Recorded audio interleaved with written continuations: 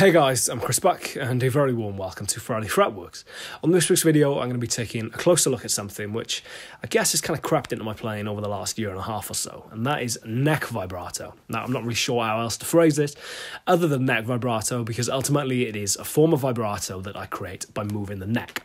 Now, caveat emptor, I am definitely not suggesting you do this. I'm not suggesting you don't do it, but just to make things clear, I'm not suggesting you go away and next week come back with the body in one hand and the neck in the other. That's not what this is about.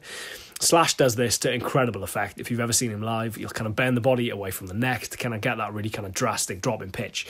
Slash, I would suggest, is probably in a slightly better position to afford replacement Gibsons than I am, or replacement whatever. It's just, you know, that's not what this is about. This is about moving the neck very subtly away from the body, just to get a very kind of subtle movement in pitch. To me, it sounds like a very subtle vibrato mixed with, I guess, a little bit of tremolo. It's a strange effect, but undeniably it is an effect. The people that comment on this on YouTube, such is the way of YouTube, it's the kind of wild west of the comment world, people tend to get a little bit kind of angsty, shall we say, to be kind, about this, kind of absolutely insistent that it does nothing and that it achieves nothing, and it does nothing apart from making me look like a little bit of a quack.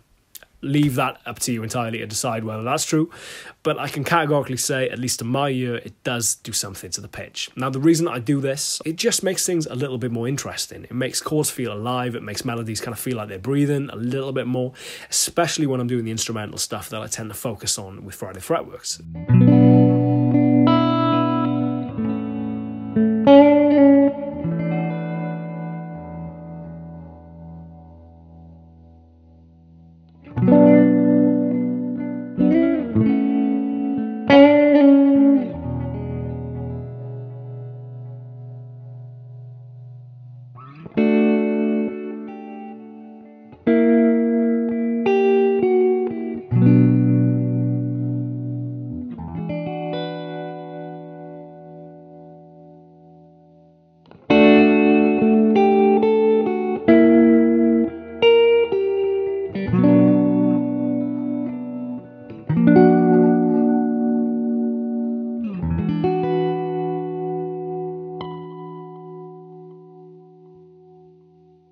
In a live context, I can't really say I do this as much. There's just not a kind of need for it.